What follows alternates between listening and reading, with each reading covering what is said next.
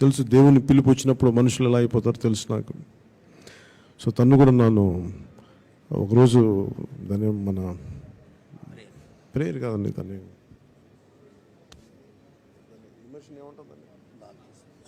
నన్ను బ్యాప్టైజ్ చేశాడు.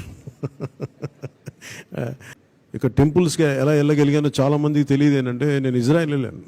ఇజ్రాయెల్ వెళ్తే నాకు బెత్లెహేమ్ వెళ్ళాను. జీసస్ మనం పుట్టిన ప్రాంతానికి వెళ్ళాను. ఆయన పుట్టిన చూపించారు నాకు, ఇక్కడ పుట్టారని చెప్పి. ఆయన మొత్తం ఇవన్నీ ఉన్నాయి జెరూసలేంలో.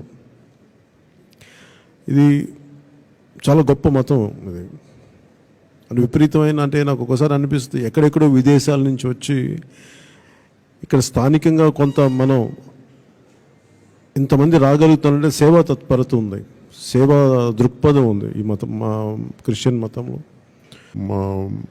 మతంలో. దీనిని సంపూర్ణంగా అర్థం చేసుకొని ఆ సేవా తత్పరత లేకపోతే, భగవంతుడి పిలుపు లేకపోతే ఇంతమంది మనస్ఫూర్తిగా తీసుకున్నారు దీన్ని. సో అందుకని మీకు ఎలాంటి అడ్డంకులు ఉన్నా, ఎలాంటి ఇబ్బందులు ఉన్నా ఖచ్చితంగా మీకు అండగా నిలబడేవాడిని.